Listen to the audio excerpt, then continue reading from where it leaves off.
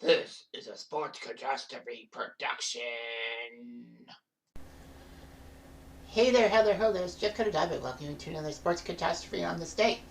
And on this day, January the 11th, in the year 1970, the last AFL game ever happened as the AFL's Kansas City Chiefs would meet the NFL's Minnesota Vikings in the Super Bowl. So this would be the fourth time an AFL-NFL matchup would happen in, well, the regular / playoffs. And it was for the championship. And then the big merger would happen.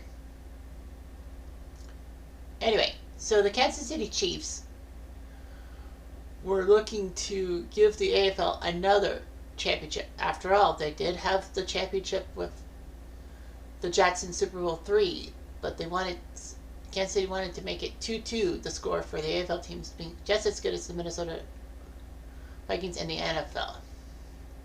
So a lot of people said that, the Vikings were still going to beat the Chiefs and were entering as 13.5-point favorites, which was quite impressive to a lot of people.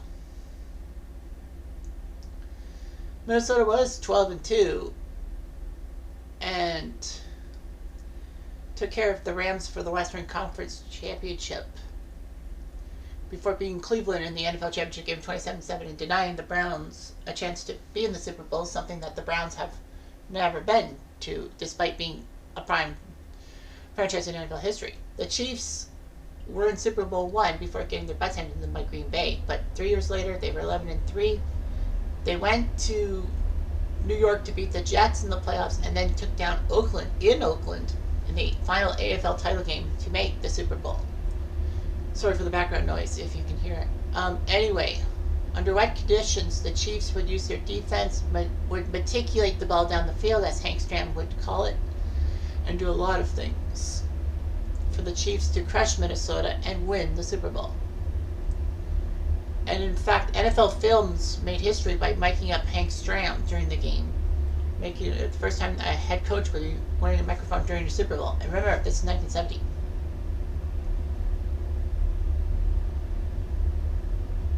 Anyway, so New Orleans would get the Super Bowl for 1970, which was pretty cool.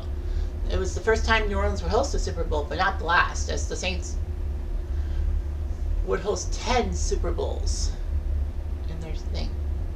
All that. People did not want Miami to get the championship for the third straight year, because Super Bowl II and III were at the Orange Bowl and all that. Anyway, it was humongous. So the 1969 Minnesota Vikings were led by Bud Grant, former CFL coach for the Winnipeg Blue Bombers, who went to Minnesota and helped the Vikings out. Vikings were 12-2, the best team in the NFL.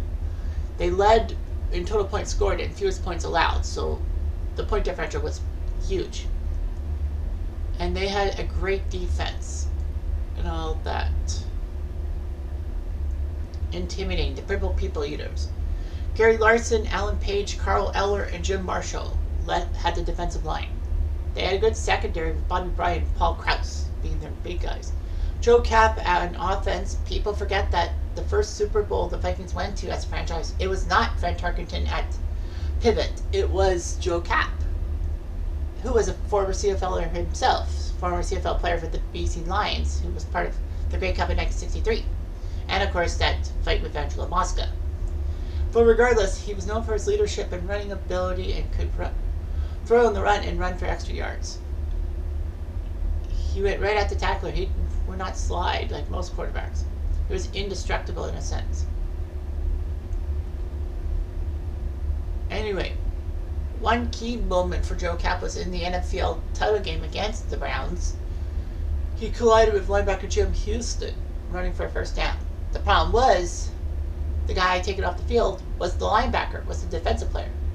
Anyway, it was huge and all that. He was known for being unselfish because he was named Vikings MVP, but he refused, saying that there's no one most valuable Viking, there are 40 valuable Vikings. On offense, they would have Dave Osborne running the ball, Gene Washington being a good wide receiver, and a decent offensive line anchored by Mick Tingelhoff. Anyway, the Kansas City Chiefs were doing all their thing and all that. Len Dawson was actually out for 6 games because of a knee injury. And then their backup quarterback, Jackie Lee, got hurt. They had to go with the third string, Mike Livingston, who actually helped the 69 Chiefs win 5 out of 6 before Dawson came off the bench. The Chiefs were 11-3, second in the AFL West to Oakland. So anyway, the Chiefs were actually 9-1 at one point, which was amazing with Len Dawson hurt, all of that. So anyway, the AFL expanded its playoffs to 4 teams, which meant that Kansas City, by losing the division to Oakland, still had a chance. They would have to play the defending champ and the AFL East champion New York Jets. Actually, no, it was they had to play the Eastern champion, and they beat the Jets in New York at Shea Stadium 13-6, which was shocking. They beat the defending Super Bowl champs, and then they had to go to Oakland, who have had Kansas City's number, and won 17-7, which was amazing. Anyway, Len Dawson did his job and all that. He was in the NFL as a backup for 5 years, and then the AFL came calling, and it saved his career in a sense. He had thrown more quarterbacks touchdowns as in the AFL. You know what I mean. Anyway, the Chiefs were trying their best. Mike Garrett, the 1965 Heisman winner, would be the main running back for Kansas City.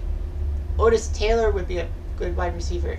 They had a good offensive line led by AFL All-Stars Ed Budd and Jim Tyre. And on special teams, it looked pretty impressive. Jan Struderland was one of the most accurate kickers in football, and Gerald Wilson was a good punter. The Chiefs led the AFL in fewest points allowed. They had a good defense too. Buck Buchanan and Curly Culp were the main guys for the Chiefs. They had Willie Lanier as a linebacker, and then defensive backs Emmett Thomas and Johnny Robinson. They looked pretty impressive and all that. So anyway, the playoffs happened and all that. A lot of people did say the Vikings would beat the Chiefs, saying that it was kind of a fluke for the Jets to win and maybe tainted. And Minnesota did have the best NFL record and the Chiefs only made the playoffs because of the new force system. There was one little problem. Len Dawson, 5 days before Super Bowl IV, was actually linked to a Detroit federal gambling investigation. And the controversy led to his pressure. Fortunately for Len, he was acquitted.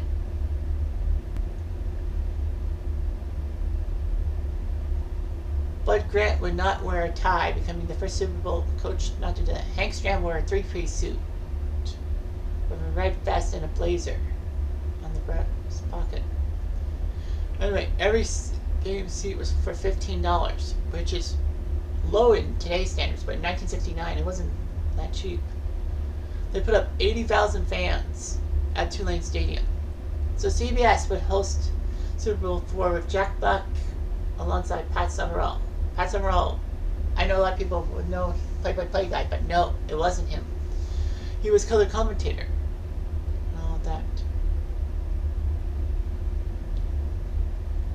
So, anyway, it was amazing and all that.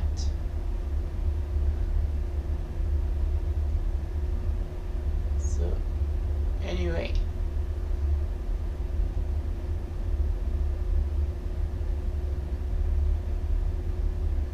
This was huge and all that. Of course, CBS, a lot of people don't remember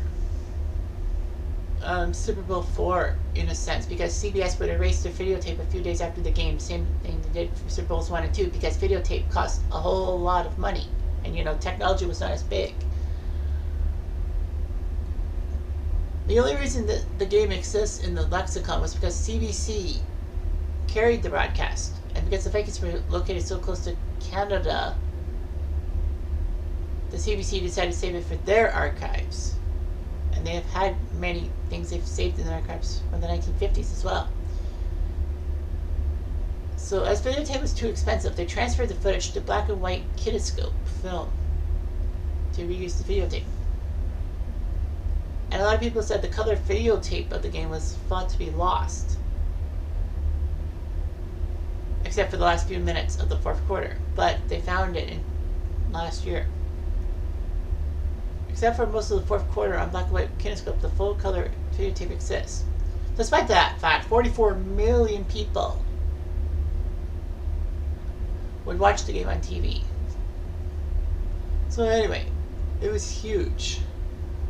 The night before the game, Ed Sable of NFL Films met with Hank Stram and convinced him to wear a hidden microphone during the game so his comments could be recorded for the NFL Films version of Super Bowl IV. And it was just amazing all that. You know, Stram would have the constant chatter and wisecracking, which actually had a lot of people happen and all of that. So, anyway. His famous excerpts were, "Come on, Lenny, pump it in there, baby," to Len Dawson. "Keep matriculating the ball down the field, boys." Kazuki was running around like there was a Chinese fire drill. They didn't know where Mike was, as in Mike Garrett. Didn't know where he was. They look as flat as hell. And then the Chiefs' first touchdown, he says, "Was it there, boys? Was it there? Rats. Nice going, baby. Ha ha ha ha ha ha. The mentor, 65 toss power trap. Yeah, ha ha ha ha ha ha. Yes, sir, boys."